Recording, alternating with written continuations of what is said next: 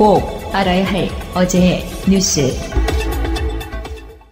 문재인 대통령이 한국과 인도네시아의 경제인들이 참석한 비즈니스 포럼에서 신남방 정책 구상을 내놨습니다. 아세안과의 협력 관계를 획기적으로 발전시켜 나가기 위한 신남방 정책을 강력하게 추진하고자 합니다. 경제교역 규모도 2020년까지 현재 중국과의 교역 수준인 2천억 달러 규모로 확대하기로 했습니다. 정부가 아세안과의 협력에 공을 들이는 건 북핵 문제 해법과도 관계가 있습니다. 아세안 10개국 모두 북한과 외교 관계를 가진 국가여서 북한을 대화 무대로 복귀시키는데 아세안의 도움이 필요하다는 게 청와대의 설명입니다. 문 대통령은 조코 위도도 인도네시아 대통령과 정상회담에서도 북핵 문제의 평화적 해법을 집중 논의했습니다. 특히 문재인 대통령은 조코 위도도 대통령에게 북한이 평창 동계올림픽에 참가할 수 있도록 관심과 성원을 가져달라고 당부했습니다. 김관진 전 국방부 장관 시절 국방부는 사이버사 댓글 활동 실적을 청와대에 일일 보고 형식으로 매일 보고했습니다. 국방부 댓글 활동을 통해 정부의 우호적인 여론이 조성됐다는 등의 내용입니다. 검찰은 이 같은 국방부 실적 보고가 이명박 전 대통령을 포함한 다수의 청와대 관계자에게 배포된 것으로 보고 있습니다. 검찰은 국방부 댓글 활동을 보고받은 청와대 지휘 라인을 따라 수사를 확대할 방침입니다. 이명박 정부 당시 청와대 안보 실세로 통했던 김태효 전 대외전략비서관이 대표적인 수사 대상입니다. 특히 최근 공개된 국방부 사이버사의 BH 협조회의 결과 문건은 김 전 비서관이 주재한 회의를 정리한 내용을 담은 것으로 확인됐습니다.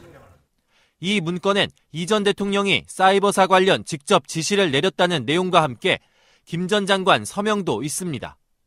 검찰은 김 전 장관 구속 여부가 결정되는 대로 김 전 비서관 등 이명박 정부 청와대 참모진들의 소환 시점을 조율할 계획입니다. 셰일가스 생산이 늘면서 천연가스 가격의 하락이 뻔히 예상되던 2008년 8월, 농협중앙회는 오히려 가스 관련 펀드에 172억 원을 투자했습니다.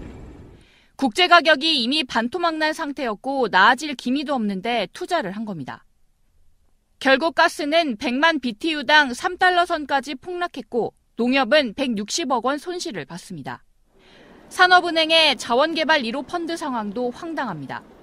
2011년 12월 2,200억 원을 들여 미국 텍사스에 가스정을 개발한 펀드인데 판매가가 생산원가에 못 미쳐 손실액이 2,600억 원을 넘겼습니다. 그런데 이 펀드에 330억 원을 투자한 수출입은행은 타당성 조사조차 하지 않았습니다. 또 투자 이후 가스 가격 폭락을 경고하는 보고서가 주류리였지만 매각 기회도 그냥 흘려보냈습니다. 결국 농협과 산업은행 그리고 수출입은행의 묻지마 투자로 빠져나간 국부가 3천억 원에 이릅니다. 빠져나와야 할 시점이 분명히 있었는데 왜 방치를 했느냐. 그거는 권력의 눈치를 보느라고 못 팔고 있었던 게 아니냐. 이런. 산업은행은 결국 가스가 2달러까지 떨어진 지난해 5월에야 펀드를 일부 매각했습니다. 방송 중간에 좋아요를 눌러주시면 새날팀들에게 큰 힘이 됩니다. 미리 감사합니다. 트위터가 진짜 언론입니다. 주중방송 신비님 나오시는 신비스테이. 우주처럼 신비스러운 남자 신비입니다. 예전에 막 많이 나와가지고 공해처럼 넘쳐날 때가 있었어. 욕이. 아 그래? 근데 일주일에 이제 한두 번 이렇게 나오시니까 많은 분들이 신비 또 언제 나오냐고 사람들이 이렇게 좀 그래. 목말라 하고 막 현기증 난다 그러고. 보러 오세요. 저는 어느 사람 막지 않습니다. 반갑습니다. 우리 영원한 짱돌. 조사하고요. 예. 자, 그리고 명종님 나오셨고요. 안녕하세요. 명종입니다. 그리고 우리 마차님. 신비님 때문에 뼈 없는 닭발에 관심을 갖게 된 마차입니다. 뼈 없는 닭발 다시 한 번 말씀드릴게요. 회로 먹습니다. 진짜요? 네. 그러니까 예전에는 많이 먹었어요. 깨끗한 닭을 조사가지고 나다다다다 조사가지고 씹을 게 없게 만들어서 기름장에 찍어 먹으면 정말 맛있어요. 닭발회? 세상에 먹을 게 얼마나 많은데 닭발을 먹어요. 아 진짜. 저 소녀스러움. 닭 가슴살이 얼마나 맛있나. 그 닭발은 옛날에 시골에서 할머님들이 조사서 껌처럼 줬어요. 계속 씹으면 하얀 그 힘줄만 남아서 네, 굉장히 맛있습니다. 저분은 시골 분이라면서 정말 저는 깡시골에서 자랐지만 징그러운 음식은 싫어해요. 근데 요새는 편의점에 1, 2인분 이렇게 포장팩으로 나와가지고 한 7,000원 막 이렇게 해가지고 그거는 나와요. 익힌 닭발이잖아요. 닭발 볶음 이런 거지. 네, 그거랑 같은 거 아니에요? 달라요. 그냥 생닭. 생으로 회로 먹는다고 익히지 않고. 여기 뭐라 그러지? 이 허벅지 밑에 그 관절이 있죠. 거기서부터 발 끝까지. 네. 한번 먹으러 갑시다. 그러니까 그 닭발 회가 왜 나왔냐면 조사 본다는 예를 들어준 거예요. 작은 조사야. 네. 그리고 뼈가 못 느껴질 정도로.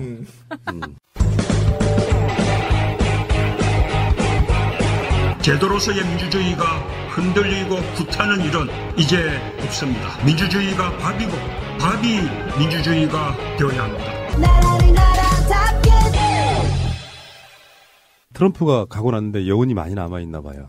그런 거 있지 않아요? 트럼프보다 훨씬 더 자랑스러운 대통령을 갖고 있다 보니 트럼프가 무서워지는 게 아니라 어떤 면에서 보면 약간 귀엽다고 느껴지는 부분도 있죠. 맞아요. 네, 잘 민감하게 대비 효과라는 게 있는 것 같아요. 저는 김정숙 여사와 멜라니아 부분에 참 사실 좀 걱정을 했어요.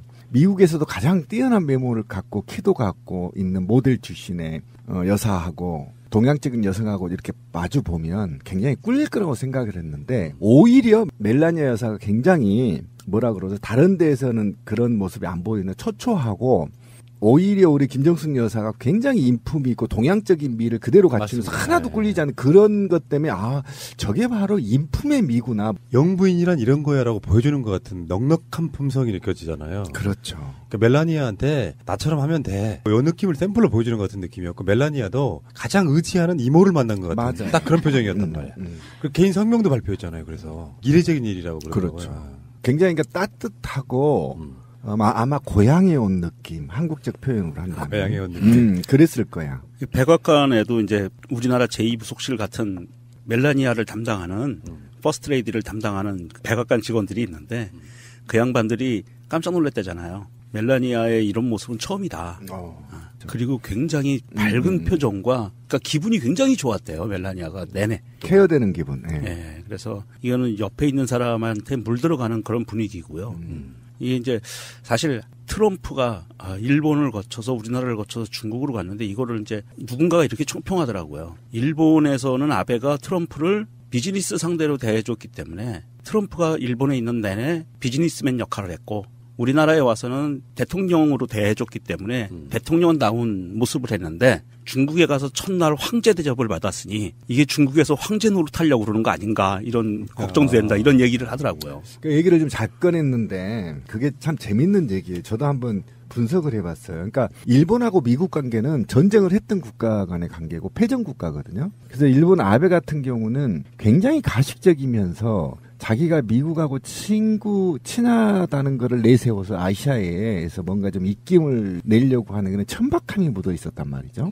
그리고 아까 말한 대로 명정님이 말한 대로 중국에서는 그런 평들을 합니다. 전문가들이. 그러니까 2,700개의 방? 정확히 몇 개죠? 그 정도의 자금성에 그 정도 방을 다 비우고 혼자 쓰게 하는 것은 뭐냐? 옛날에 황제가 했던 행위를 보여줌으로 인해서 시진핑이 나도 그 반열에 올라와 있다는 걸 보여주기 위한 정치적 쇼를 한 거란 말이죠.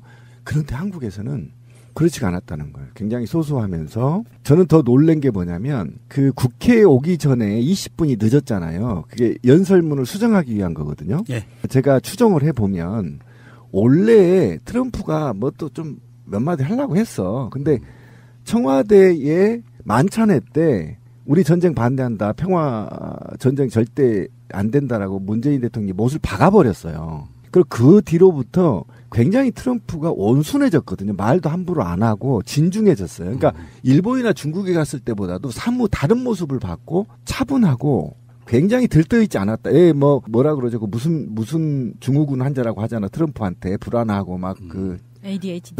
그런데 한국에서는 굉장히 차분하고 진중한 모습을 보이고 더더욱이 한국에서는 북한과 대화의 가능성을 열었잖아요. 국회 연설에서. 네, 맞습니다. 이 측면에서 굉장히 지금 높게 평가하고 있단 말이에요. 그래서 혹자들은 이렇게도 평을 하더라고요. 그러니까 중국과 일본은 전쟁을 경험한 국가들이고 우리는 혈맹 관계 아니냐 미국하고 쉽게 말하면 전쟁을 2번 치러봤잖아요. 베트남에서도 해봤고 한국전에서도 해봤고 그래서 거기에 대한 충분한 일을 서로 갖춘 게 아니냐 하는 측면에서 이게 굉장히 인품 있는 방문 그런 의미에서 굉장히 안팎으로 높은 효과를 내고 있다. 컨셉 자체도 굉장히 잘했더라고요. 소박하면서도. 예. 외교라는 게 트럼프는 이제 아시아 순방을 하는 거잖아요. 그렇죠.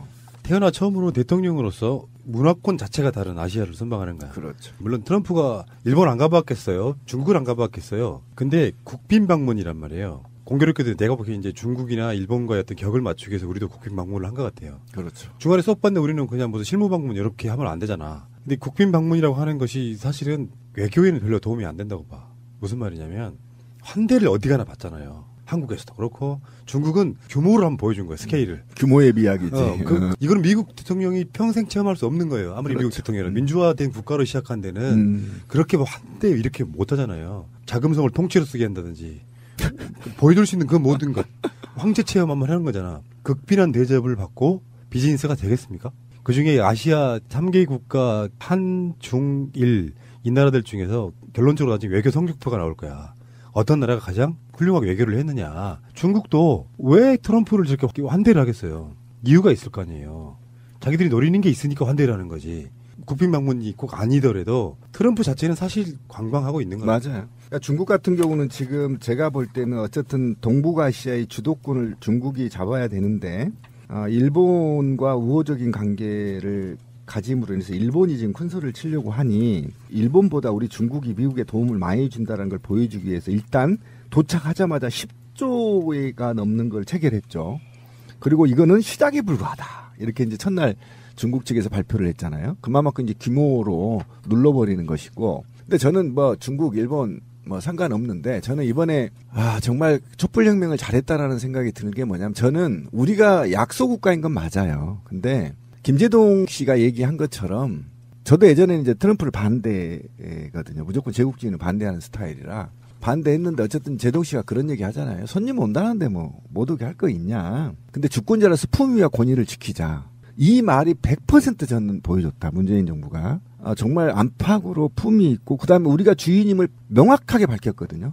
그래서 이번에 또 한국에 그렇게 소소하면서도 이런 진실한 모습을 보여줌으로 인해서 한반도가 얼마나 중요한지 그다음에 우리의 주권이 얼마나 중요한지를 가리키는 계기가 됐다라는 거예요.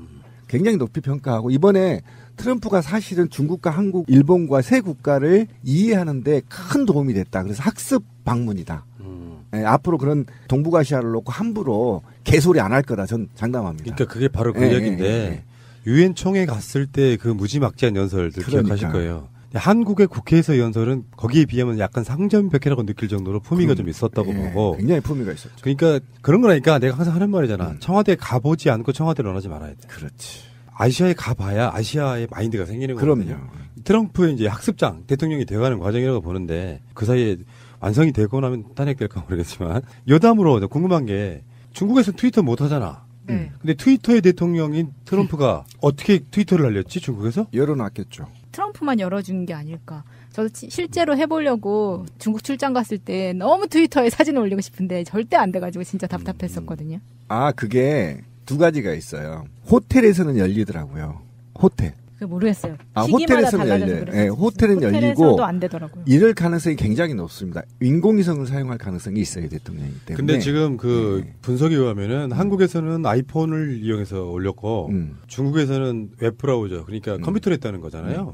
트럼프가 뭐 자금성이네 뭐네 통째로 쓰고 그러는데 디테일하게 트위터도 하게 해줘라. 뭐 그래서 그쪽만 특별히 열지 않았을까요? 뭐 그런 기술이 어려운 거 없어요. 그건 버튼 한 보이면 끝나겠죠. 중국이 트위터를 차단한다는 걸 이미 알고 미국에서부터 전용 장비를 가지고 갔다고 그렇죠. 예, 인공위성으로 연결돼서 아마 썼을 거예요. 미국의 대통령뿐이 아니고요. 어느 나라 대통령이든지 해외에 가게 되면 대통령이 움직이면 대통령 전용 라인이 있어요.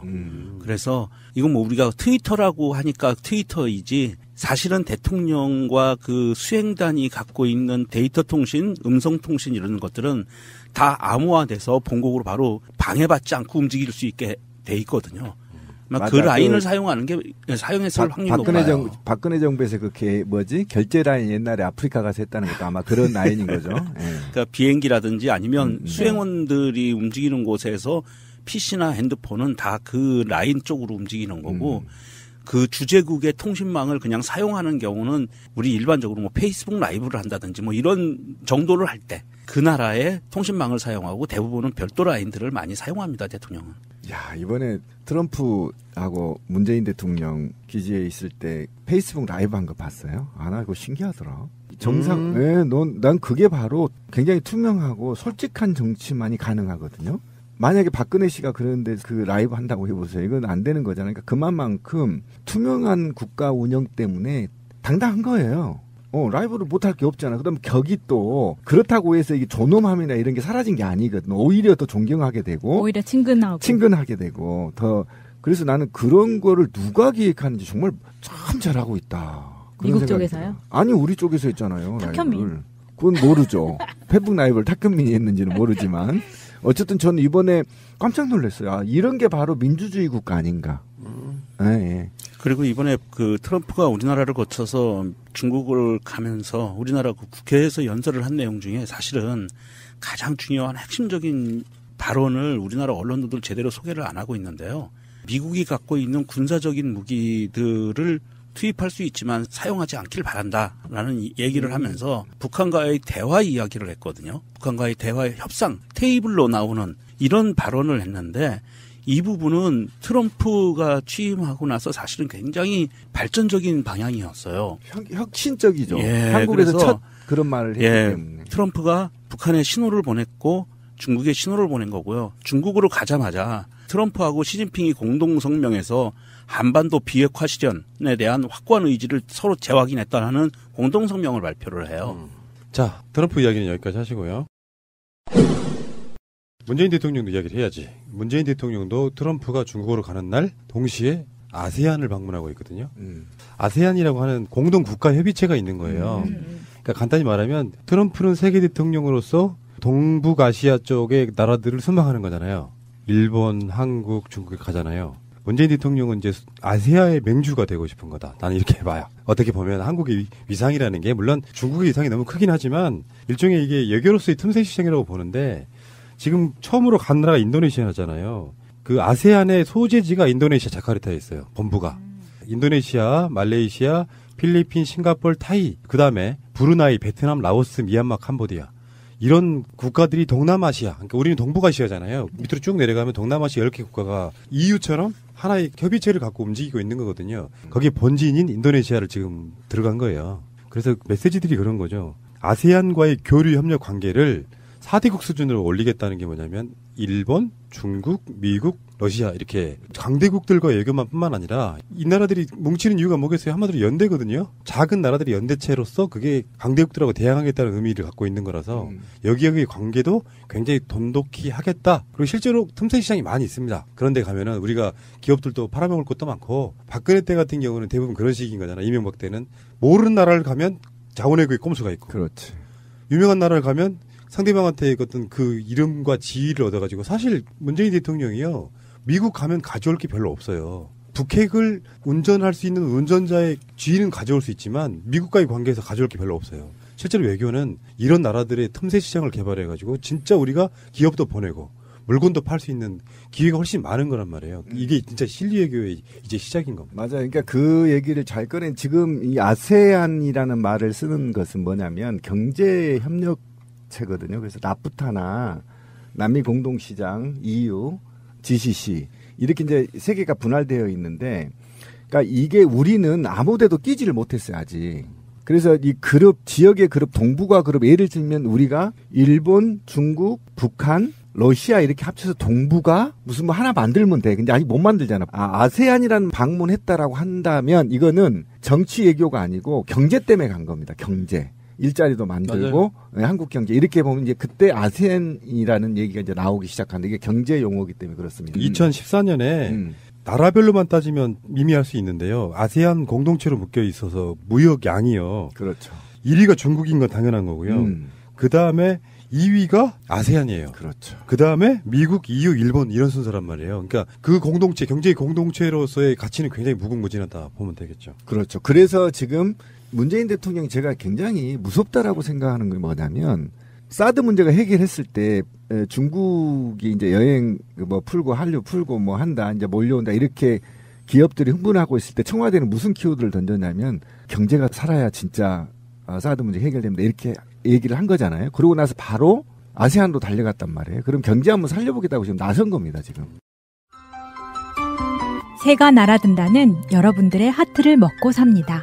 잊지 않으셨죠? 에피소드 제목을 누르고 플레이가 되면 오른쪽 위에 하트를 꾹 눌러주세요. 오늘도 감사합니다. 더 많은 분들이 들을 수 있도록 하트 꼭 눌러주세요.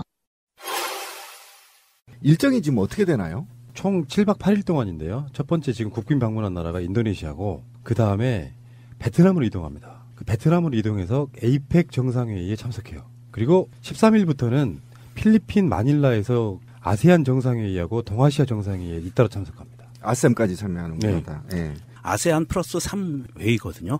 전형적인 동남아시아 국가연합이 아세안인데 여기에 플러스 3 중국, 우리나라, 일본 이렇게 해서 아세안 플러스 3이라고 그래요. 그래서 다 참여하는 거고 이 아세안이라는 것은 이제 경제 공동체 블록이기도 하지만 안보 블록이기도 합니다. 안보 공동체이기도 하고요. 문화 공동체이기도 하고요.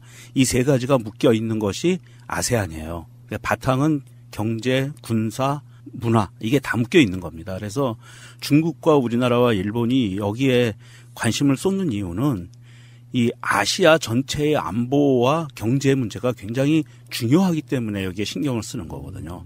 예전에는 우리나라에서 사실은 지난 9년 동안 아세안은 거의 신경을 별로 안 썼어요. 약소국들이라고 해놓고 그랬는데 이게 사실은 이제 문 대통령 같은 경우에는 향후 이 아세안과의 무역 규모는 중국의 무역 규모하고 같은 수준으로 올리겠다라는 개념 발표를 한 거거든요. 굉장히 큰 의미가 있는 겁니다. 인구로도 보니까요, 아세안이 전체적으로 한 6, 7억 되나 봐요. 전체를 다 합치면. 그렇죠. 중국보다는 작지만 일종의 틈새 시장 찾는 거예요. 그리고 어떤 게 있냐면은 제가 아세안은 아닌데 어떤 느낌인 건지 알겠어요. 중국에도 한류의 그 갈망 이런 게 있잖아요. 대부분 다 일본의 피해 국가들이 좀 있어갖고 일본은 기댈 곳이 어떤 면에서 보면은 미국밖에 없는 거고 아세안 쪽 사람들은 그 한국에 대한 동경 같은 게 좀 있나 보더라고요. 문화적으로는. 한국은 그 사람들을 침략한 적이 없잖아요. 그 우호적인 역사적인 전통도 있는 거예요. 그래서 메이드 인 코리아에 대한 갈망이 되게 높아서 아까 말씀드린 것처럼 그 교역국 중에 무대기로만 따지면 중국에 이어서 2위가 된 이유가 다 있는 거거든요. 그렇죠. 그러니까 대통령 한번 가주면은 그 굉장히 중요한 얘기를 했는데 한국은 인접 국가를 괴롭힌 적이 없어요. 그리고 굉장히 안정적이고 평화를 사랑하는 민족으로 아시아에서는 알려져 있잖아요. 그래서 백이민족이라고도 했고. 근데 이게 한말에 애국인들이 그 첩자라고 해야 되는 거죠. 가가호 조사를 하잖아요. 침략하려고. 이들의 보고서가 이제 최근 러시아, 일본에서 이제 밝혀진 거잖아요. 근데 한국인들은 워낙 순박하고 착하다라는 표현들이 다 있어요. 그리고 크게 싸움을 작게 하되 한국인들은 큰 싸움으로 번지지 않는다. 그러니까 치고받고 애국놈들 총 쏴버리고 이런 싸움이 아니라 그냥 소소하게 말다툼 정도로 굉장히 평화를 사랑하는 민족이다. 이렇게 이제 기록된 게 있거든요. 그런 걸 보면 굉장히 이제 한민족들이 사실은 미래의 평화를 이끌어 나가는 중추적 역할을 해야 된다는 게 좀 맞고요. 이게 인도네시아 같은 경우는 이 아세안이 사실은 신흥 국가들이에요. 선진국에 바로 뒤따라오는 개발도상국들이 많아서 앞으로 이 시장이 무궁무진하고요. 인도네시아 같은 경우 왜 첫 번째 방문을 했냐면 우리가 지금 미국의 무기를 좀 수입하기로 했잖아요. 한두 개를. 자, 그런데 또 이제 이게 또이또이 돼야잖아. 우리말로. 또 우리는 어디다 팔아먹어야 되잖아. 쉽게 말하면. 또이또이 만드는 겁니다. 그러니까 만들기로 가는 거고. 그래서 이제 이런 전반적인 아시아 시장에서 누가 영향력을 높이느냐에 대해서 이제 각축전 전쟁이 일어나는 거, 보이지 않는 전쟁. 그래서 이제 미래의 먹거리 사업부터 2차 산업에 대한 인구 집약적인 산업들이 지금 아세안 쪽에 몰리고 있기 때문에 여기에서 2차 산업 자재들을 한국에 가져오는데 교두부를 확보하지 않으면 중국에 의존할 수밖에 없고 중국은 갈수록 지금 인건비가 상승을 해서 그러면 국내에서 생산된 제품들이 국제적 경쟁력이 떨어지므로 어쨌든 이런 데를 빨리빨리 신흥시장을 개발하지 않으면 우리 2, 3차 산업들이 설 자리가 없다. 미국처럼 이제 그런 측면에서 굉장히 발빠른 움직임을 하고 있다. 하루 쉬고라도 갈 수 있는데 바로 정상 만나고 24시간도 안 돼서 떠난 거 아닙니까? 굉장히 지금 바람직한 행보를 하고 있다. 이렇게도 보시면 좋아요. 그 대통령이 갖는 상징적 위치가 뭐냐면은 어느 나라 대통령이 자기 나라에 국빈 방문해서 좋은 인상을 남기고 가면 국가의 이미지가 좋아집니다. 그럼요. 그 국가의 이미지가 좋아지면 그 나라의 상품들도 이미지가 좋아집니다. 상품의 대부분은 사실은 이미지거든요. TV에 나오는 광고들의 대부분은 사실은 이미지 광고예요. 그 물건을 직접 사는 것보다 그 기업의 이미지 좋아지게 만들려고 하는 경우가 많거든요. 대통령이 먼저 한번 쓱 쓸고 지나가면 파생되는 효과들이 있는데 그냥 관광하러만 가면 안 되고요. 구체적으로 이제 서로 간에 MOU 체결 같은 것도 막 하고 들어오고 막 이런 게 있잖아요.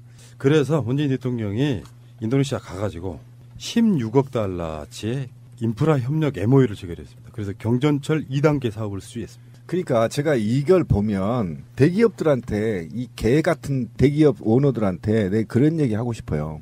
이런 대통령들은 진보 민주 대통령들은 나가서 돈을 벌어오면 거기에 커미션 10원도 안 주잖아. 내가 이게 열받는 거야.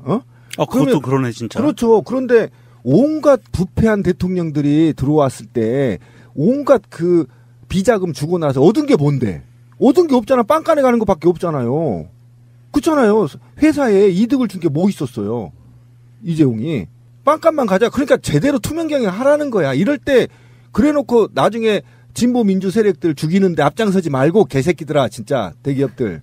이렇게 해서 돈 벌어다 주면 좀 고마운지 알아야지 대기업들. 그러면 일자리도 만들고 비정규직도 좀 채용하고 요건 정말 이건 있잖아요. 그냥 MOU가 아닙니다. 지금 내용을 보니까 바로 2단계 공사기 때문에 공사를 할 수밖에 없는 거잖아요. 계약이라고 봐야 돼요. 그렇죠. 예. 계약이기 때문에 MOU라고 말 쓰기에도 참 그런데 이렇게 돈 벌어다 주면 건설업자들 돈 벌잖아. 대기업들. 삼성, 현대 제발 좀 비자금 좀 주지 말고 투명하게 경영해라. 이번 기회에. 그건 말고도요. 성사된 것들 MOU가 또 있거든요. 자카르타 경전철 사업 철도시설공단하고 맺었고요. 리도 신도시 1단계 개발 사업 포스코 건설하고 맺었고요. 공공주택 17만 가구 건설 한화하고 맺었고요. 까리안 광역 상수도 사업은 수공과 수은, 봉카 수력 발전 사업 개발은 수자원공사, 그리고 교통협력은 정부와 이렇게 6가지 MOU를 맺었습니다. 쏠쏠한데? 얄밉지 않아요? 수자원공사 말이에요. 4대강 때문에 그렇게 빚진 거. 문재인 대통령이 또 빚 갚아주는 겁니다, 지금. 그러니까 그리고 한화 이 새끼 야구방망이로 맨날 좁혀만 돈 벌게 해주잖아요, 지금. 철도. 새끼들, 승무원들 정규직 하나 안 시키는데도 이렇게 탁탁 계약해주잖아요. 또 KTX도 팔아먹고 이렇게 할 거 아닙니까, 이거 놓으면, 나중에. 그러니까 좀 제대로 좀 해라, 민주정부 들어왔을 때 진짜 대기업들. 그러니까요. 이게 포스코에서 하는 그 리도 신도시 1단계 개발 사업은요, 거의 규모가 동탄 신도시급이래요. 우와. 어마어마한 규모로 들어가는 겁니다. 일자리만 해도 엄청나겠네. 그렇죠. 이런 식으로 어떤 틈새 시장이 있는 겁니다. 한국에 기술력이 필요한 나라가 많아요. 대통령들이 비즈니스 외교, 예를 들어 이명박이 가방 들고 도대체 뭐가 들은 가방일지 모르지만 들고 자연외교 한답시고 우리나라 국민의 혈세 뻥뻥 썼던 그거하고는 완전히 다른 게 완전히 다른 거죠. 그러니까 특히 인도네시아 같은 경우는 우리가 신뢰를 얻으면 지금 20, 30대들이 거기서 돈을 벌어먹을 수 있거든요. 그러니까 지금 투자해도 괜찮아요. 번전치기 하고 얻은 게 신뢰만 얻는다면 그 시장이 무궁무진하기 때문에 우리 다음 세대들이 거기에서 돈을 벌어먹을 수 있거든. 우리 세대까지는 중국에서 벌어먹는다고 한다면 인도네시아는 지금 20, 30대들이 벌어먹을 곳이기 때문에 투자만 해도 저는 괜찮다 보는데 이렇게까지 계약을 해서 수입을 낸다고 한다면 굉장히 좋다. 이거 비교해보면 된다. MB정부랑 네, 한번 비교해봐라. 정말 민주정부가 얼마나 잘하고 있는지. 박근혜 때 있잖아요. 이란 가서 뭐 40조 수주했다 이렇게 이야기 나오잖아요. 개뻥이었죠. 근데 구체적인 이야기가 없었어. 그리고 최근에 나오잖아요. 다 뻥이었다고. 이런 방식으로 가는 게 아니라 디테일하게 뭔가가 제대로 나와줘야 돼. 그럼요.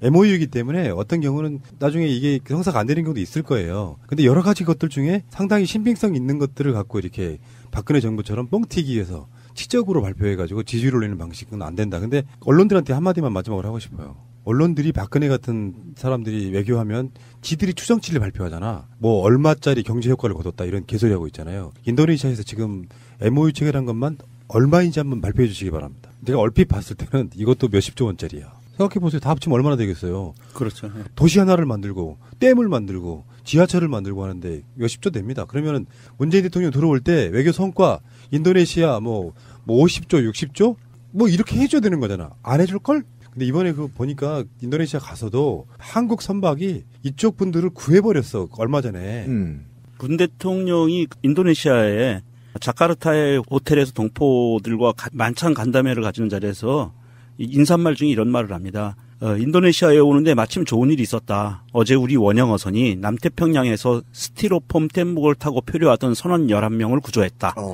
그 가운데 10명이 인도네시아 선원이었고 한 분은 중국 선원이었다. 하늘이 도와주죠. 그렇지 않아도 고마운데 대통령이 이야기하니까 그게 또 화제가 되면서 인도네시아 사람들 입장에서는 한껏 한국에 대한 이미지가 좋았죠.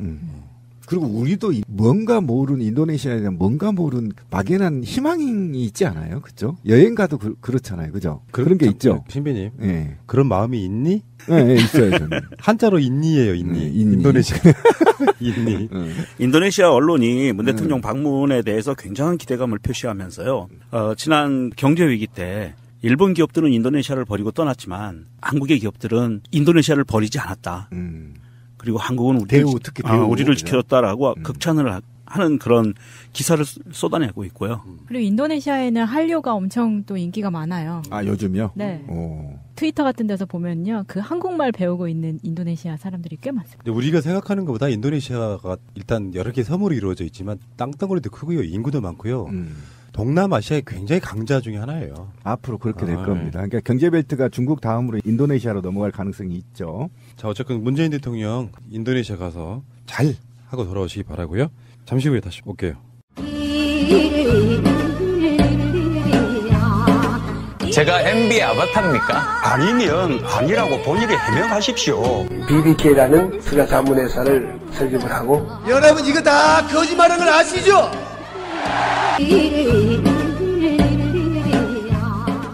고향 이야기 하나 할게요. 우리의 고향들. 저번에 왜 홍노사과 기억들 하시죠? 네. 그렇죠. 그분이 약속을 지켰어. 홍노사과가 먼저 나온다 그랬잖아요. 제가 설명드리기를 그 추석 명절 즈음에 먹는 사과, 가장 먼저 익는 빨간 단맛이 강한 사과. 그러나 그것이 사과의 진면목은 아니잖아요. 사과하면 떠오르는 거 한번 말해봐요. 부사. 그렇습니다. 예, 부사예요, 부사. 그 사실은 부사 사과가 겨울에 저장해놓고 먹을 수도 있고 사과의 대명사 같은 거 아니에요, 여러분들? 부사 사과가 가장 일반적인 품종이에요. 그 사과 중에는 그 부사 사과를 이제 출하하셨다고 연락이 와가지고 윤경호님 있잖아요. 용감하게 핸드폰으로 녹음해가지고 직접 광고하시는 분. 그분이 이제 홍노사과에 대한 감사도 좀 전했고 홍노사과를 새날 애청자분들이 다 팔아주셨어요. 그래서 지금 부사 사과 이것도 저번에 말씀드렸죠. 장수사과 또리장군 검색하시면은 그 블로그가 하나 나옵니다. 그 블로그를 뒤적뒤적 해보면 중량 얼마에 가격 얼마에 판다 이렇게 나오는 거고요. 자, 요즘 딴 사과는 지금 시골이 서리가 내렸을 거예요, 시기가. 서리 맞은 사과는, 그 햇잎에 탁 물 때, 그 텅 쏘는 그 싱싱함에, 정말. 더 맞으면 안에 그 꿀 부분이 있죠. 그거 혹시 아세요? 그게 맞죠? 그게 부사. 그쵸. 안에 꿀 덩어리가 있어요. 부사가 잘 익으면, 그 씨방이 있는 쪽에. 그러니까. 거기에 완전히 이 당분이 모여가지고 아주 제가 맛있어요. 예전에 상주에서 충주로 넘어오는데 어디 상갓집을 가다가 새벽 1시에 국도를 넘어오는데요. 거기가 어딘지 알았으면 한 번 더 가보고 싶은 거야. 국도인데 2차선의 국도인데 아주 작은 국도예요.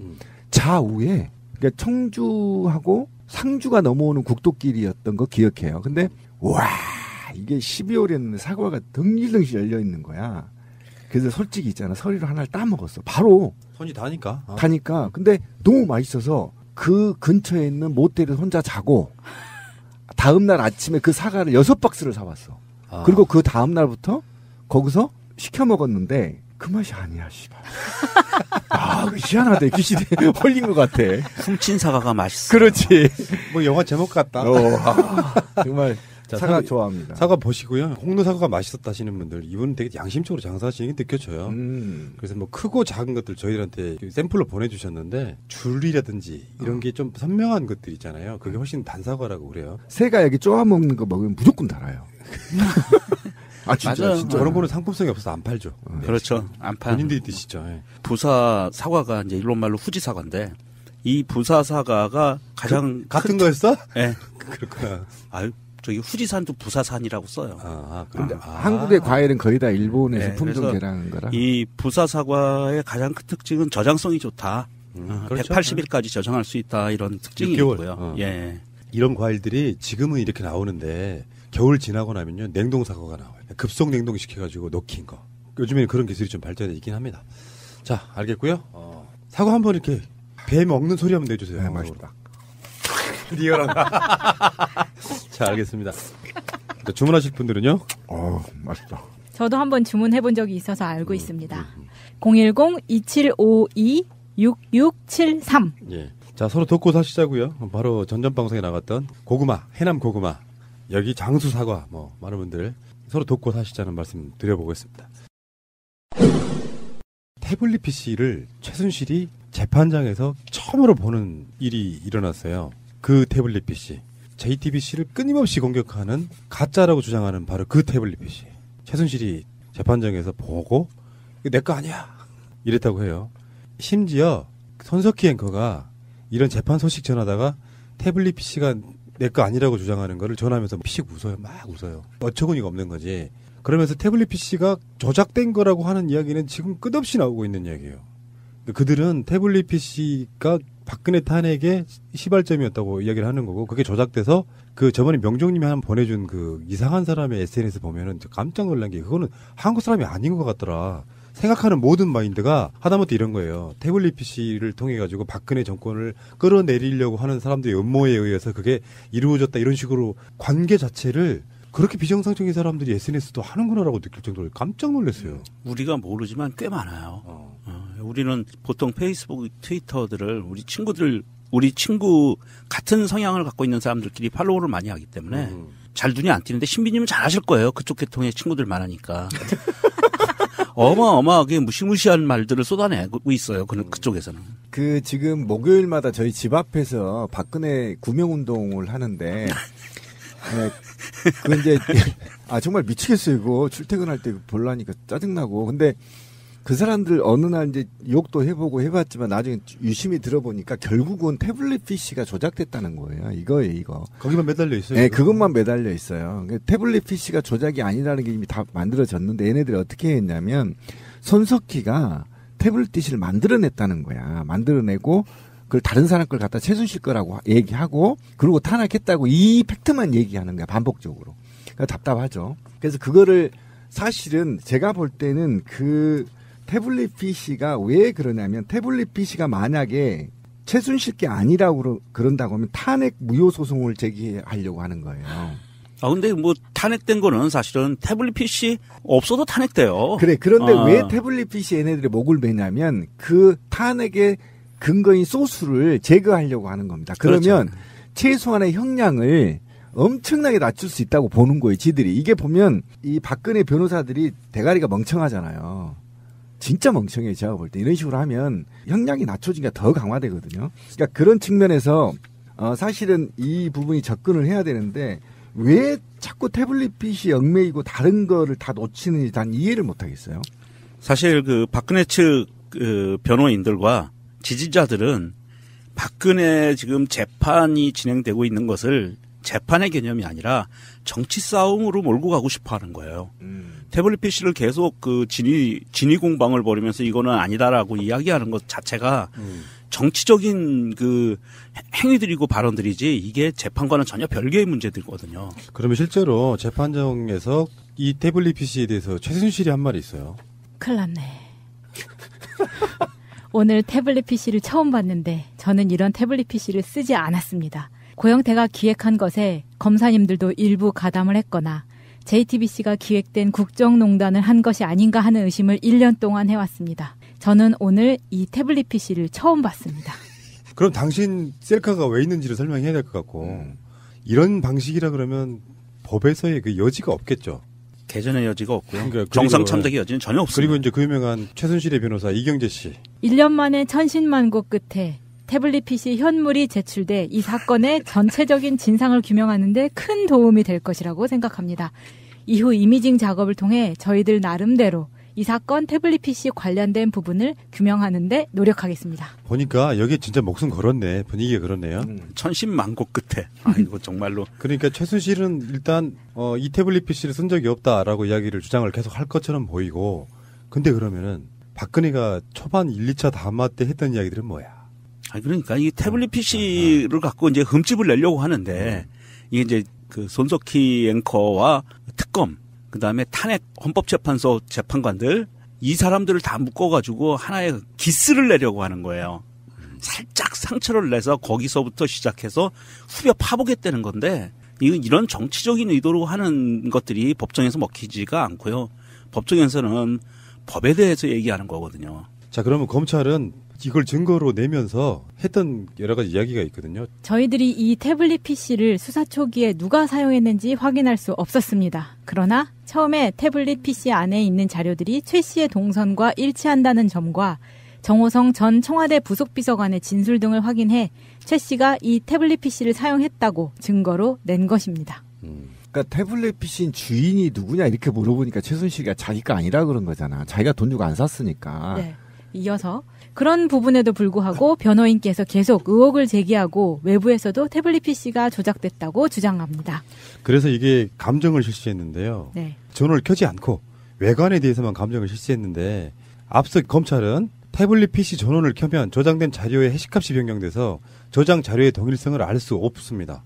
계속 업데이트가 된다는 소리예요. 그렇죠. 그래서 또 다른 의혹을 불러올 수 있다고 얘기했고, 재판부가 이걸 받아들였어요. 그러니까 지금 재판장에서는 그걸 키지 않았는데, 이것을 이제 국가수로 넘겨요. 검찰이 갖고 있던 거를 진위 여부를 확인하기 위해서. 그때는 어차피 켜야 될 거 아니에요. 내용을 봐야 되니까. 그렇죠. 그중에 대표적인 인물, 태블릿 PC만 갖고 1년 동안 이야기했던 사람 하나가 있었죠. 보수 논객 변희재 씨입니다. 논객이란 말 붙이지 마시죠. 보수? 아니, 극우 논객이죠. 보수가 아닙니다, 그 아이는. 아니, 페이먼트. 페이먼트 언론사를 운영하는. 그렇죠. 네, 변희재는 이제 미디어워치를 통해서 태블릿 PC와 관련된 의혹을 계속해서 제기해 왔는데, 이날 이렇게 말을 합니다. 어제 태블릿 PC 검증 절차에 참여하겠다고 신청서를 냈는데 대한애국당 출신이라고 안 받아줘서 오늘 방청하러 왔습니다. 근데 그 아이는 아직도 구속이 안 됐나요? 벌금은 엄청 맞은 것 같은데 참 벌금 이게 내주는 사람이 있으니까. 있었으니까. 네, 자, 있었으니까. 사실 이제 그 팩트에 대해서 말씀드리면 이 태블릿 PC는 전원을 절대 켜면 안 돼요. 그리고서 지난 1년 동안 전원을 안 켠 걸로 알고 있고요.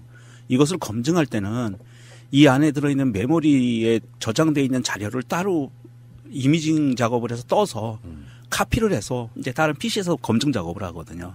이제 그런 절차를 가는 거기 때문에 이거는 법원에서도 판사가 이거는 맞다 그러고서는 전원을 켜지 않고 외관 검사만 한 거고, 요대로 넘기면 이제 요거 자체가 그대로 움직이는 거예요. 전원 켜지 않고 검증이 끝날 때까지. 그러니까 최순실이 최고의 인생에서 실패가 노승일이라고 얘기를 했었잖아요. 그다음에 두 번째 실패가 이 태블릿 PC인데, 우리가 지금 질문을 잘못 던졌어요. 이 태블릿 PC가 네 거냐 이렇게 물어보면 안 되고요. 맞아. 태블릿 PC가 네가 썼냐 이렇게 물어봐야 돼요. 지가 지 돈 주고 그 삼성 것 사지 않았을 거거든요. 그렇다고 치면 이게 왜 걔네들이 그러냐면, 그러니까 2016년 7월 말에 미르재단 대기업 출연금이 최초 보도되고, 이게 거의 언론인자 장악됐던 거 아닙니까? 그때 당시. 그래서 이게 수면 아래로 꺼지려고 했는데 JTBC가 갑자기 이 태블릿 PC를 10월 24일 날 보도를 해버려요. 그래서 급기야 이제 이게 1차 촛불로 연결이 되고 일파만파 커져서 극우 박사모들은 이 태블릿 PC 때문에 탄핵됐다고 보는 거예요. 그래서 그 태블릿 PC를 공격하면 탄핵을 무효시킬 수 있다는 희망을 갖고 싸우고 있는 겁니다. 지금. 맞습니다. 그래서 그러는 거예요. 지푸라기 같은 거예요. 지푸라기. 예, 지푸라기 같은 거죠.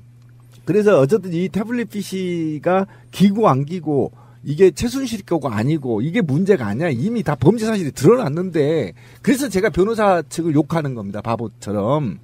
지금 이미 그럴 단계가 아니다. 온갖 것의 범죄들이 지금 다 들통이 났고 고백했고 관련자들이 다 하고 있는데, 아직도 변호사들은 그 돈 많이 받으면서 국정원에서 준 돈으로 받았을 가능성도 있어요. 현금으로 줬다면서요. 변호사비를 다. 네. 5만 원권으로. 그런 돈을 받아가면서 그 고생을 하면서 태블릿 PC를 1년 내내 갖고 싸우냐고. 다른 걸로 좀 형량을 좀 낮추거나 뭔가 좀 반박해야 되는데 공부도 안 하고 돈만 처먹고. 전 변호사 측이 문제 있다 생각해요. 그리고 거기는 구구 농객들을 동원해가지고 말이야 헛소리나 내고 있고 구구 농객들도 다 그 국정으로 돈 받고 움직였다는 거 아니겠습니까? 그럼 그 정도로 다 밝혀졌는데 누가 그런 국민들이 봤을 때 변희재가 기사 쓴다고 해서 그 기사를 신뢰할 대한민국 국민이 누가 있냐고요. 변희재는 정치적 그 틈새 시장에서 그걸로 먹고 사는 거예요. 억울로로. 뭐 저는 그렇게 보고요. 국정원 돈 받고 글 쓰고 사회운동했다는 것이 밝혀졌음에도 불구하고 뻔뻔하게 공적인 자리에 나타나는 것 자체가 이렇게 뻔뻔한 인물이 있나 싶을 정도예요. 아니, 뻔뻔함을 지나서 이게 불법 행위가 곧 밝혀져서 이제 수사를 받을 거 아닙니까? 또 우리나라가 정말 자유 대한민국은 맞긴 맞나 봐. 그죠? 아니 진짜 나 그런 생각. 만약에 우리 새날이 국정원 돈 받아서 운영했다고 했으면 어떻게 돼? 이미 문 닫았잖아 이거. 왜 이게 잣대가 다르냐고. 구구하고 우리는. 나 이런 사이가 정말 지긋지긋해 이제. 우리한테는 한 가지만 잘못하면 인생 조지고. 쟤네들은 뭐 엄청나게 개지랄을 해도 아무 이상 없이 당당하게 법정에 나타나서 태블릿 우리는 민주주의를 믿고 민주주의가 자리 잡히기를 바라는 사람들이고 그래서 민주주의 법적 절차에 의해서 움직이기를 바라는 사람들이기 때문에 그렇고요. 저놈들은 그 민주주의라는 개념 자체가 없고 내 맘에 안 들면 다 죽여 개념이기 때문에 그렇게 흘러갔던 그 기억들과 경험들 때문에 그렇게 탄압을 우리가 또 받았던 거고 그런 거지. 사실은 이제 문재인 대통령이 철저한 민주주의자이기 때문에 벌어지는 일일 수도 있어요. 옛날에 전두환이나 뭐 이런 애들처럼 성향이 트럼프하고 비슷한 성향만 돼도 변희재 이런 애들은 벌써 다 갔죠. 못 살아남았죠. 만약에 신비가 대통령 있으면 어떻게 했을까? 대통령 될 일이 없어. 아니 강화문에서 짱돌로 조사해서 뼈 없는 닭발 만들어버렸다니까. 이미 내가 볼 땐 그 교수랑 9명 있잖아 돈 받은 새끼들. 그 막말 논란으로 새가 날았는데 방송만 들어도 형님은 당선하기 힘들어요. 오히려 더 잘 될 수 있어.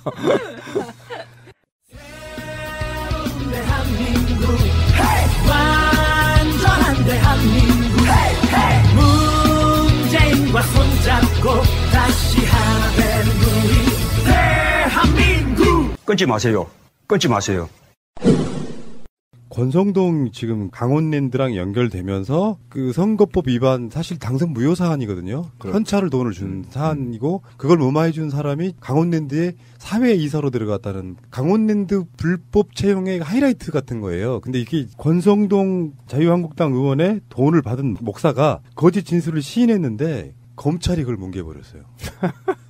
권성동은 선거법 위반에서 벗어날 수 있었던 거죠. 검찰이 뭉갰다는 거예요. 저번에 그 상황이 어떻게 된 건지는 방송으로 이미 여러 번 나갔기 때문에 설명을 좀 딱히 드릴 필요는 없지만 권성동이 20대 국회에서는 법제사법위원장이었거든요. 그런데다가 예전에 새누리당 사무총장이었기 때문에 사실은 집권여당 사무총장은 무소불위의 권한을 갖고 있거든요. 이게 지금 사실은 이 검사도 사실은 이거에 대해서 자유롭지 못했을 거다.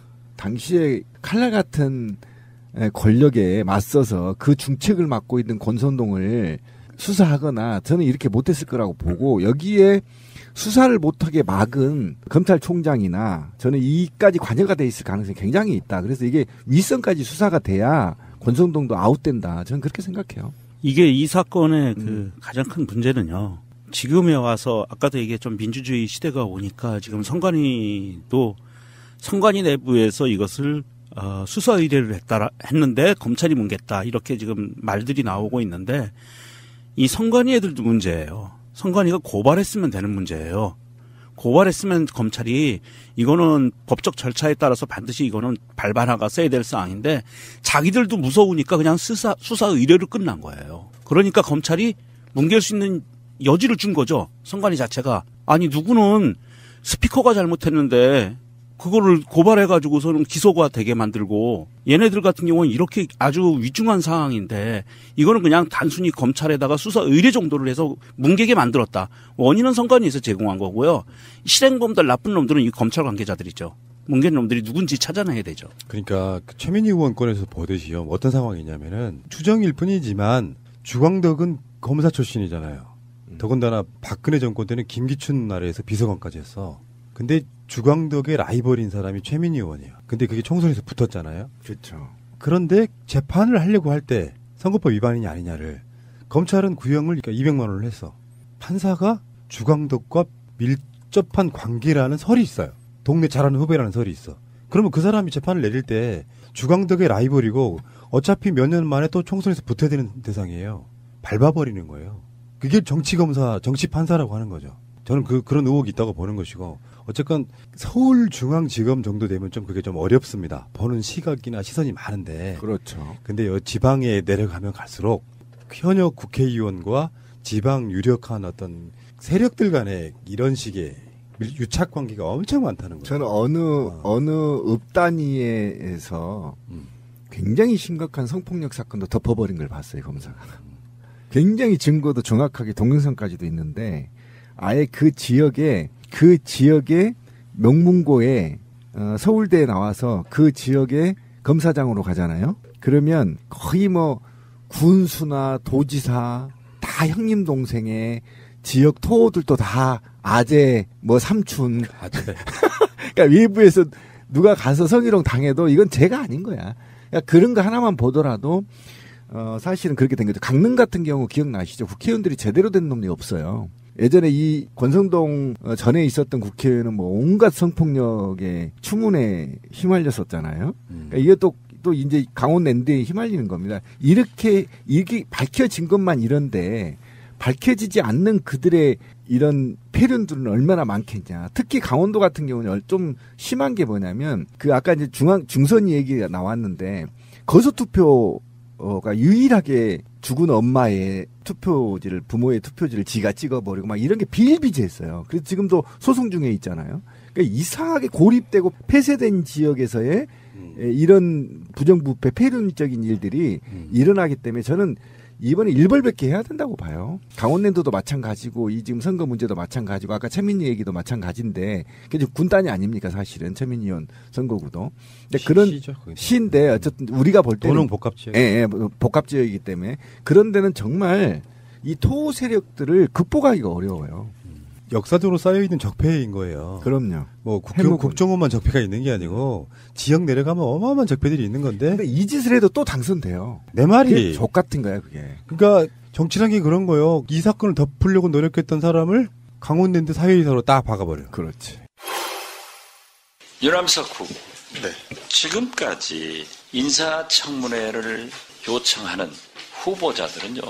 제가 역대 정권을 보면은 최소한 5대 의무를 이수한 사람을 추천했습니다. 그 5대 의무가 뭐냐? 병역을 기피했거나 부동산 투기를 했거나 탈세를 하거나 위장 전입을 하거나 논문 표절을 했어요. 여기에 해당되는 거 있어요? 저는 없다고 생각합니다. 자료 보니까 없더라고요. 그러면 헌법재판관 자격 없는 거 아니에요?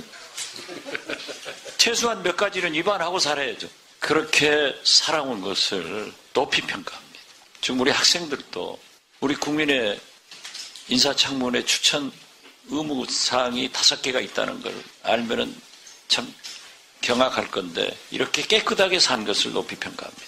존경하는 권성동 위원장님 그리고 위원님 여러분, 정말 바쁘신 일정 가운데서도 저에 대한 청문회를 위해 오랜 시간 열과 성을 다하신 위원장님과 위원님 여러분께 진심으로 존경과 감사의 말씀을 드립니다. 저는 오늘 이 자리에서 위원님들의 질의 하나하나에 최선을 다해 진솔하고 성실하게 답변하고자 노력하였습니다.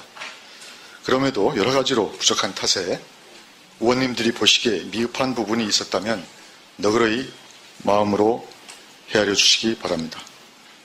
저는 이번 청문회를 준비하고 임하면서 저의 31년 법관 생활뿐만 아니라 걸어온 인생 전반을 살펴볼 수 있었고 이를 통하여 삶의 자세와 마음가짐을 다시금 가다듬는 좋은 시간을 가질 수 있었습니다. 국민의 대표이신 위원님 여러분께서 그동안 해주신 지적과 값진 충고, 당부의 말씀은 제가 앞으로 살아가는 동안 늘 마음속에 간직하겠습니다. 만일 저에게 헌법재판소 재판관으로 봉사할 기회가 주어진다면 헌법을 수호하고 국민의 기본권을 보호하며 균형 있는 시각으로 다양한 가치관과 이해관계를 조정함으로써 사회 통합에 이바지할 수 있는 그러한 재판이 되도록 최선을 다하겠습니다. 유남석 헌법재판관 후보가 인사청문회 경과보고서가 채택됐어요. 그래서 지금 현재 이제 구인 체제가 출범을 했고요. 그렇죠. 문재인 대통령 지금 해외에 나가 있잖아요. 그래서 전자결제로 임명한 뒤에 귀국하면 임명장을 준다. 유남석 후보의 청문회에서 나온 이야기를 잠깐만 하고 방송 끝내겠습니다. 여전히 이 사람들은 이제 동성애에 관련된 말고리 잡기 이걸 물고 늘어졌었고요. 청문회가 그렇게 막 관심 있게 보여주진 않았는데 그 우리법 연구회가 그쪽 출신이라고 하니까 이제 여기에 대한 꼬리 잡기를 했는데 여기 나왔던 이야기 중에 양심적 병역 거부에 대해서 잠깐만 이야기 한번 해보겠습니다. 저도 군대 갔다 온 입장에서요. 병역 거부란 말만 들으면 야 얘들 나쁜 사람들이다 이렇게 생각했던 시절이 있었습니다. 근데 그들이 왜 양심적인 병역 거부를 하는지에 대한 얘기를 듣고 난 뒤에는 욕을 못 하겠더라고요. 그럼요. 예, 맞습니다. 종교적 신념들이 대부분이기도 하고 개인적 신념일 수도 있는데 그 전쟁 연습하고 사람 죽이는 연습하는 것은 못 하겠다. 대안을 만들어 달라예요. 병역 의무를 안 하겠다가 아니고. 그런데 기존까지는 지금까지는 군대를 양심적으로 병역 거부를 하면 사법 처리를 받았고요. 어쩌다가 가끔씩 보면 법원에서 그거를 양심적 병역 거부를 인정해줘서 근데 그게 법으로 제도화되지 않으니까 항상 논란이 생기는 거고 판사마다 판결이 다를 수도 있습니다. 실정법으로는 그렇다고 봐요. 그렇죠. 근데 저는 이제 군대도 안 간 놈들이 되게 많이 포진되어 있는 자유한국당이 군대 면역 거부 갖고 얘기하는 거 보면 정말 좀 황당해요. 왜 그러냐면 자유한국당 내 몇 국회의원들 또는 박근혜 정부 하에 관료들이 온갖 피부염이나 뭐 이딴 개소리 하면서 군대 안 갔잖아요. 단마진 뭐 이런 거. 그런데 이런 사람들은 자기 신념, 난 전쟁의 도구로 활용되기 싫다라는 이 신념 때문에 병역을 거부한 거거든요. 그게 판사들이 일부는 받아들이고 일부는 이제 못 받아들이고 하는 겁니다. 그런데 이 동성애도 마찬가지예요. 동성애가 기독교 일부 편향된 기독교 중심으로 한 동성애 거부감 때문에 이것이 정치 영역으로 들어와서 마치 이것이 이 국가의 인권을 얘기하는 데 있어서 그 판결을 하는 헌법재판관에게 너 동성애 하는 사람을 왜 허락하느냐, 양심적 병역 거부에 대해서 왜 너는 허락하느냐 이렇게 물어봐 버리면 헌법재판소를 인권이 아니라 법이 원래 국민의 인권 때문에 있는 거거든요. 그건 아시죠? 기본이에요. 그러면 법이 지향하는 방향의 인권을 외면하고 너 군대 안 갔어? 중재. 너 동성애야? 죽여. 이래라는 거 아니에요 지금? 저는 일반 재판관도 아니고 말이죠. 헌법재판관은 최후의 보류라고 하잖아요. 지금 민주주의에. 그러면 거기서 가장 먼저 중시 여겨야 되는 의제는 인권이에요. 국민의 인권이 어떻게 침해 안 되게끔 방어벽을 쳐주는 게 헌법재판소 임무거든요.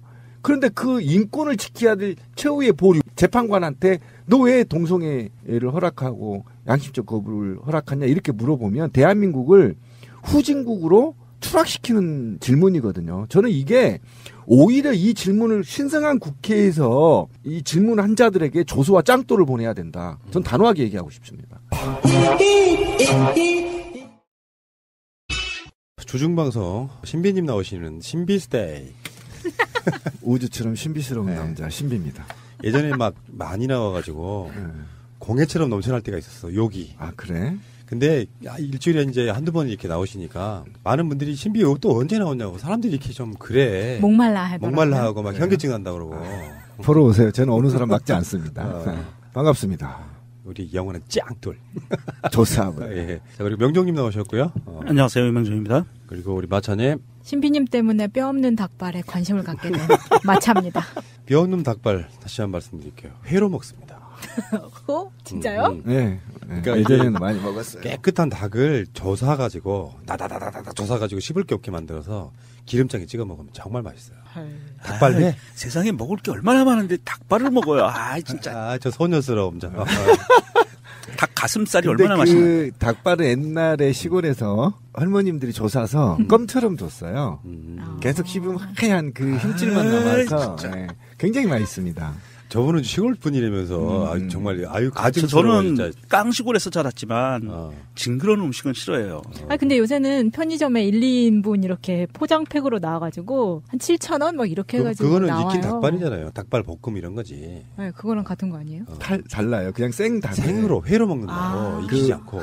여기 뭐라 그러지? 이 허벅지 밑에 그 관절이 있죠. 거기서부터 발 끝까지. 네. 한번 먹으러 갑시다. 그러니까 그 닭발 회가 왜 나왔냐면 조사 본다는 예를 들어. 준 거예요. 작은 조사야 돼.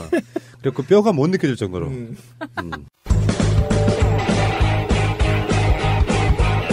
제도로서의 민주주의가 흔들리고 구타는 일은 이제 없습니다. 민주주의가 밥이고 밥이 민주주의가 되어야 합니다. 트럼프가 가고 났는데 여운이 많이 남아있나 봐요. 그런 거 있지 않아요? 트럼프보다 훨씬 더 자랑스러운 대통령을 갖고 있다 보니 트럼프가 무서워지는 게 아니라 어떤 면에서 보면 약간 귀엽다고 느껴지는 부분도 있죠. 맞아요. 네, 잘 민감하게 대비 효과라는 게 있는 것 같아요. 저는 김정숙 여사와 멜라니아 부분에 참 사실 좀 걱정을 했어요. 미국에서도 가장 뛰어난 외모를 갖고 키도 갖고 있는 모델 출신의 여사하고 동양적인 여성하고 이렇게 마주 보면 굉장히 꿀릴 거라고 생각을 했는데 오히려 멜라니아 여사가 굉장히 뭐라 그러죠? 다른 데에서는 그런 모습이 안 보이는 초초하고 오히려 우리 김정숙 여사가 굉장히 인품이 있고 동양적인 미를 그대로 갖추면서 맞습니다. 하나도 꿀리지 않는 그런 것 때문에 아 저게 바로 인품의 미구나. 영부인이란 이런 거야라고 보여주는 것 같은 넉넉한 품성이 느껴지잖아요. 그렇죠. 그러니까 멜라니아한테 나처럼 하면 돼. 이 느낌을 샘플로 보여주는 것 같은 느낌이었고 멜라니아도 가장 의지하는 이모를 만난 것 같은 맞아요. 딱 그런 표정이었단 말이야. 그리고 개인 성명도 발표했잖아요. 그래서 이례적인 일이라고 그러더라고요. 그렇죠. 굉장히 그러니까 따뜻하고 아마 고향에 온 느낌, 한국적 표현으로 한다면. 고향에 온 느낌. 그랬을 거야. 백악관에도 이제 우리나라 제2부속실 같은 멜라니아를 담당하는 퍼스트 레이디를 담당하는 백악관 직원들이 있는데 그 양반들이 깜짝 놀랐대잖아요. 멜라니아의 이런 모습은 처음이다. 그리고 굉장히 밝은 표정과 그러니까 기분이 굉장히 좋았대요. 멜라니아가 내내. 케어되는 기분. 네. 그래서 이거는 옆에 있는 사람한테 물들어가는 그런 분위기고요. 이게 이제 사실 트럼프가 일본을 거쳐서 우리나라를 거쳐서 중국으로 갔는데 이거를 이제 누군가가 이렇게 총평하더라고요. 일본에서는 아베가 트럼프를 비즈니스 상대로 대해줬기 때문에 트럼프가 일본에 있는 내내 비즈니스맨 역할을 했고 우리나라에 와서는 대통령으로 대해줬기 때문에 대통령다운 모습을 했는데 중국에 가서 첫날 황제 대접을 받았으니 이게 중국에서 황제 노릇하려고 그러는 거 아닌가 이런 걱정도 된다 이런 얘기를 하더라고요. 그 얘기를 좀 잘 꺼냈는데 그게 참 재밌는 얘기예요. 저도 한번 분석을 해봤어요. 그러니까 일본하고 미국 관계는 전쟁을 했던 국가 간의 관계고 패전 국가거든요. 그래서 일본 아베 같은 경우는 굉장히 가식적이면서 자기가 미국하고 친하다는 거를 내세워서 아시아에서 뭔가 좀 입김을 내려고 하는 그런 천박함이 묻어 있었단 말이죠. 그리고 아까 말한 대로 명정님이 말한 대로 중국에서는 그런 평들을 합니다. 전문가들이. 그러니까 2,700개의 방? 정확히 몇 개죠? 그 정도의 자금성에 예, 그 정도 방을 다 비우고 혼자 쓰게 하는 것은 뭐냐? 옛날에 황제가 했던 그렇죠. 행위를 보여줌으로 인해서 시진핑이 나도 그 반열에 올라와 있다는 걸 보여주기 위한 정치적 쇼를 한 거란 말이죠. 그런데 한국에서는 그렇지가 않았다는 거예요. 굉장히 소소하면서 저는 더 놀란 게 뭐냐면 그 국회에 오기 전에 20분이 늦었잖아요. 그게 연설문을 수정하기 위한 거거든요. 예. 제가 추정을 해보면 원래 트럼프가 뭐 또 좀 몇 마디 하려고 했어. 근데 청와대에 만찬회 때 우리 전쟁 반대한다. 평화 전쟁 절대 안 된다라고 문재인 대통령이 못을 박아버렸어요. 그리고 그 뒤로부터 굉장히 트럼프가 온순해졌거든요. 말도 함부로 안 하고 진중해졌어요. 그러니까 일본이나 중국에 갔을 때보다도 사뭇 다른 모습을 봤고 차분하고 굉장히 들떠있지 않았다. 뭐라 그러죠? 그 무슨 증후군 환자라고 하잖아. 트럼프한테 불안하고 막 ADHD. 그런데 한국에서는 굉장히 차분하고 진중한 모습을 보이고 더더욱이 한국에서는 북한과 대화의 가능성을 열었잖아요. 국회 연설에서. 네, 맞습니다. 이 측면에서 굉장히 지금 높게 평가하고 있단 말이에요. 그래서 혹자들이 이렇게도 평을 하더라고요. 그러니까 중국과 일본은 전쟁을 경험한 국가들이고 우리는 혈맹 관계 아니냐 미국하고 쉽게 말하면 전쟁을 2번 치러봤잖아요. 베트남에서도 해봤고 한국전에서도 해봤고 그래서 거기에 대한 충분한 일을 서로 갖춘 게 아니냐 하는 측면에서 이게 굉장히 인품 있는 방문 그런 의미에서 굉장히 안팎으로 높은 효과를 내고 있다. 컨셉 자체도 굉장히 잘했더라고요. 소박하면서도. 예. 외교라는 게 트럼프는 이제 아시아 순방을 하는 거잖아요. 그렇죠. 태어나 처음으로 대통령으로서 문화권 자체가 다른 아시아를 선방하는 거야. 그렇죠. 물론 트럼프가 일본 안 가봤겠어요. 중국을 안 가봤겠어요. 근데 국빈 방문이란 말이에요. 공교롭게도 내가 보기엔 이제 중국이나 일본과의 어떤 격을 맞추기 위해서 우리도 국빈 방문을 한 것 같아요. 그렇죠. 중간에 수업받는데 우리는 그냥 무슨 실무 방문 이렇게 하면 안 되잖아. 근데 국빈 방문이라고 하는 것이 사실은 외교에는 별로 도움이 안 된다고 봐. 무슨 말이냐면 환대를 어디 가나 봤잖아요. 한국에서도 그렇고 중국은 규모를 한번 보여준 거예요. 스케일을. 규모의 비약이지. 이거는 미국 대통령이 평생 체험할 수 없는 거예요. 아무리 그렇죠. 미국 대통령은 민주화된 국가로 시작한 데는 그렇게 뭐 환대 이렇게 못하잖아요. 자금성을 통째로 쓰게 한다든지 보여줄 수 있는 그 모든 것 황제 체험 한번 하는 거잖아. 극빈한 대접을 받고 비즈니스가 되겠습니까? 그중에 아시아 3개 국가 한, 중, 일 이 나라들 중에서 결론적으로 나중에 외교 성적표가 나올 거야. 어떤 나라가 가장 훌륭하게 외교를 했느냐. 중국도 왜 트럼프를 저렇게 환대를 하겠어요. 이유가 있을 거 아니에요. 자기들이 노리는 게 있으니까 환대를 하는 거지. 국빈 방문이 꼭 아니더라도 트럼프 자체는 사실 관광하고 있는 거예요. 맞아요. 그러니까 중국 같은 경우는 지금 제가 볼 때는 어쨌든 동북아시아의 주도권을 중국이 잡아야 되는데 일본과 우호적인 관계를 가짐으로 인해서 일본이 지금 큰 소리를 치려고 하니 일본보다 우리 중국이 미국에 도움을 많이 준다는 걸 보여주기 위해서 일단 도착하자마자 10조가 넘는 걸 체결했죠.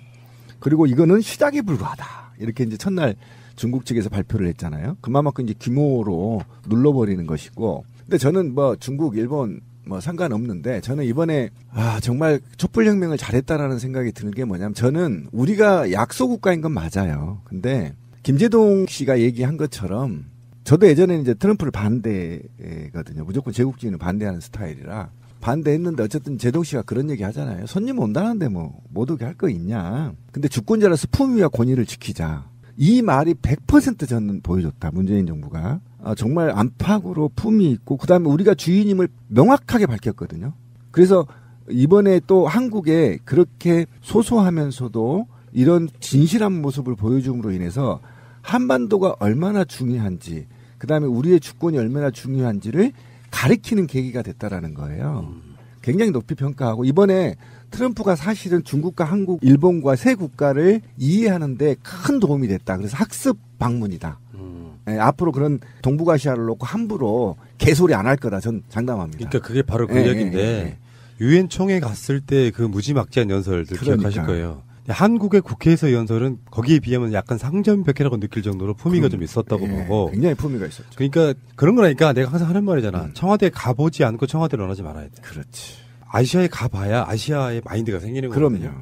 트럼프의 이제 학습장 대통령이 되어가는 과정이라고 보는데 그 사이에 완성이 되고 나면 탄핵될까 모르겠지만 여담으로 궁금한 게 중국에서 트위터 못 하잖아. 근데 트위터의 대통령인 트럼프가 어떻게 트위터를 알렸지 중국에서? 열어놨겠죠. 트럼프만 열어준 게 아닐까. 저도 실제로 해보려고 중국 출장 갔을 때 너무 트위터에 사진을 올리고 싶은데 절대 안 돼가지고 진짜 답답했었거든요. 그게 두 가지가 있어요. 호텔에서는 열리더라고요. 호텔. 모르겠어요. 호텔에서는 열려요. 네, 호텔은 열리고 안 되더라고요. 이럴 가능성이 굉장히 높습니다. 인공위성을 사용할 가능성이 있어요, 대통령이기 때문에. 근데 지금 그 분석에 의하면은 한국에서는 아이폰을 이용해서 올렸고 중국에서는 웹브라우저 그러니까 컴퓨터로 했다는 거잖아요. 트럼프가 뭐 자금성이 때문에 통째로 쓰고 그러는데 디테일하게 트위터도 하게 해줘라. 뭐 그래서 그쪽만 특별히 열지 않았을까요? 뭐 그런 기술이 어려운 거 없어요. 그건 버튼 안 보이면 끝나겠죠. 중국이 트위터를 차단한다는 걸 이미 알고 미국에서부터 전용 장비를 가지고 갔다고 그렇죠. 예, 인공위성으로 연결돼서 아마 썼을 거예요. 미국의 대통령뿐이 아니고요. 어느 나라 대통령이든지 해외에 가게 되면 대통령이 움직이면 대통령 전용 라인이 있어요. 그래서 이건 뭐 우리가 트위터라고 하니까 트위터이지 사실은 대통령과 그 수행단이 갖고 있는 데이터 통신, 음성 통신 이런 것들은 다 암호화돼서 본국으로 바로 방해받지 않고 움직일 수 있게 돼 있거든요. 그 라인을 사용하는 게 사용했을 확률이 높아요. 박근혜 정부에서 그렇게 결제 라인 옛날에 아프리카 가서 했다는 것도 아마 그런 라인인 거죠. 그러니까 비행기라든지 아니면 수행원들이 움직이는 곳에서 PC나 핸드폰은 다 그 라인 쪽으로 움직이는 거고 그 주재국의 통신망을 그냥 사용하는 경우는 우리 일반적으로 뭐 페이스북 라이브를 한다든지 뭐 이런 정도를 할 때 그 나라의 통신망을 사용하고 대부분은 별도 라인들을 많이 사용합니다, 대통령은. 야, 이번에 트럼프하고 문재인 대통령 기지에 있을 꼭 알아야 할 어제의 뉴스. 문재인 대통령이 한국과 인도네시아의 경제인들이 참석한 비즈니스 포럼에서 신남방 정책 구상을 내놨습니다. 아세안과의 협력 관계를 획기적으로 발전시켜 나가기 위한 신남방 정책을 강력하게 추진하고자 합니다. 경제교역 규모도 2020년까지 현재 중국과의 교역 수준인 2천억 달러 규모로 확대하기로 했습니다. 정부가 아세안과의 협력에 공을 들이는 건 북핵 문제 해법과도 관계가 있습니다. 아세안 10개국 모두 북한과 외교 관계를 가진 국가여서 북한을 대화 무대로 복귀시키는데 아세안의 도움이 필요하다는 게 청와대의 설명입니다. 문 대통령은 조코 위도도 인도네시아 대통령과 정상회담에서도 북핵 문제의 평화적 해법을 집중 논의했습니다. 특히 문재인 대통령은 조코 위도도 대통령에게 북한이 평창 동계올림픽에 참가할 수 있도록 관심과 성원을 가져달라고 당부했습니다. 김관진 전 국방부 장관 시절 국방부는 사이버사 댓글 활동 실적을 청와대에 일일 보고 형식으로 매일 보고했습니다. 국방부 댓글 활동을 통해 정부의 우호적인 여론이 조성됐다는 등의 내용입니다. 검찰은 이 같은 국방부 실적 보고가 이명박 전 대통령을 포함한 다수의 청와대 관계자에게 배포된 것으로 보고 있습니다. 검찰은 국방부 댓글 활동을 보고받은 청와대 지휘라인을 따라 수사를 확대할 방침입니다.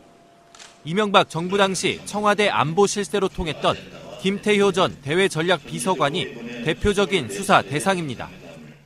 특히 최근 공개된 국방부 사이버사의 BH협조회의 결과 문건은 김 전 비서관이 주재한 회의를 정리한 내용을 담은 것으로 확인됐습니다. 이 문건엔 이 전 대통령이 사이버사 관련 직접 지시를 내렸다는 내용과 함께 김 전 장관 서명도 있습니다. 검찰은 김 전 장관 구속 여부가 결정되는 대로 김 전 비서관 등 이명박 정부 청와대 참모진들의 소환 시점을 조율할 계획입니다. 셰일가스 생산이 늘면서 천연가스 가격의 하락이 뻔히 예상되던 2008년 8월, 농협중앙회는 오히려 가스 관련 펀드에 172억 원을 투자했습니다. 국제 가격이 이미 반토막난 상태였고 나아질 기미도 없는데 투자를 한 겁니다. 결국 가스는 100만 BTU당 3달러 선까지 폭락했고 농협은 160억 원 손실을 봤습니다. 산업은행의 자원개발 1호 펀드 상황도 황당합니다. 2011년 12월 2,200억 원을 들여 미국 텍사스에 가스정을 개발한 펀드인데 판매가가 생산원가에 못 미쳐 손실액이 2,600억 원을 넘겼습니다. 그런데 이 펀드에 330억 원을 투자한 수출입은행은 타당성 조사조차 하지 않았습니다. 또 투자 이후 가스 가격 폭락을 경고하는 보고서가 주류리였지만 매각 기회도 그냥 흘려보냈습니다. 결국 농협과 산업은행 그리고 수출입은행의 묻지마 투자로 빠져나간 국부가 3천억 원에 이릅니다. 빠져나와야 할 시점이 분명히 있었는데 왜 방치를 했느냐. 그거는 권력의 눈치를 보느라고 못 팔고 있었던 게 아니냐. 이런. 산업은행은 결국 가스가 2달러까지 떨어진 지난해 5월에야 펀드를 일부 매각했습니다. 방송 중간에 좋아요를 눌러주시면 새날팀들에게 큰 힘이 됩니다. 미리 감사합니다. 트위터가 진짜 언론입니다. 네, 페이스북 라이브 한 거 봤어요? 안 하고 신기하더라. 난 그게 바로 굉장히 투명하고 솔직한 정치만이 가능하거든요. 만약에 박근혜 씨가 그런데 그 라이브 한다고 해보세요. 이건 안 되는 거잖아요. 그러니까 그만큼 투명한 국가 운영 때문에 당당한 거예요. 라이브를 못할 게 없잖아. 그다음 격이 또 그렇다고 해서 이게 존엄함이나 이런 게 사라진 게 아니거든. 오히려 더 존경하게 되고 오히려 친근하게 되고 더 그래서 나는 그런 거를 누가 기획하는지 정말 참 잘하고 있다. 미국 쪽에서요? 아니 우리 쪽에서 했잖아요. 탁현민. 라이브를. 그건 모르죠.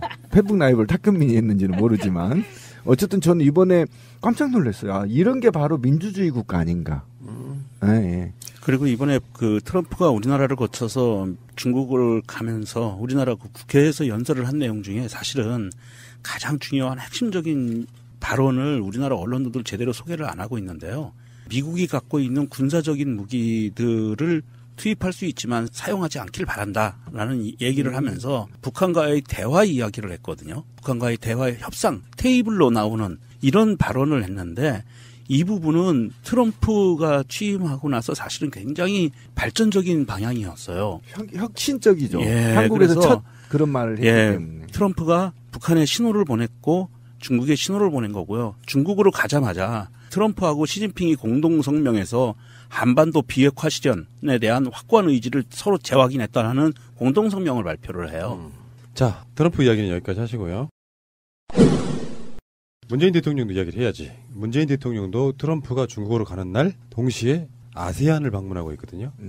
아세안이라고 하는 공동 국가 협의체가 있는 거예요. 그러니까 간단히 말하면 트럼프는 세계 대통령으로서 동북아시아 쪽의 나라들을 순방하는 거잖아요. 일본, 한국, 중국에 가잖아요. 문재인 대통령은 이제 아시아의 맹주가 되고 싶은 거다. 나는 이렇게 봐요. 어떻게 보면 한국의 위상이라는 게 물론 중국의 위상이 너무 크긴 하지만 일종의 이게 여교로서의 틈새 시장이라고 보는데 지금 처음으로 간 나라가 인도네시아잖아요. 그 아세안의 소재지가 인도네시아 자카르타에 있어요. 본부가. 인도네시아, 말레이시아, 필리핀, 싱가포르, 타이, 그다음에 브루나이, 베트남, 라오스, 미얀마, 캄보디아. 이런 국가들이 동남아시아, 그러니까 우리는 동북아시아잖아요. 밑으로 쭉 내려가면 동남아시아 10개 국가가 EU처럼 하나의 협의체를 갖고 움직이고 있는 거거든요. 거기에 본진인 인도네시아를 지금 들어간 거예요. 그래서 메시지들이 그런 거죠. 아세안과의 교류 협력 관계를 4대국 수준으로 올리겠다는 게 뭐냐면 일본, 중국, 미국, 러시아 이렇게 강대국들과의 외교만 뿐만 아니라 이 나라들이 뭉치는 이유가 뭐겠어요? 한마디로 연대거든요. 작은 나라들이 연대체로서 그게 강대국들하고 대항하겠다는 의미를 갖고 있는 거라서 여기의 관계도 굉장히 돈독히 하겠다. 그리고 실제로 틈새 시장이 많이 있습니다. 그런데 가면은 우리가 기업들도 팔아먹을 것도 많고 박근혜 때 같은 경우는 대부분 그런 식인 거잖아. 이명박 때는 모르는 나라를 가면 자원외교의 꼼수가 있고 그렇지. 유명한 나라를 가면 상대방한테 어떤 그 이름과 지위를 얻어가지고 사실 문재인 대통령이요.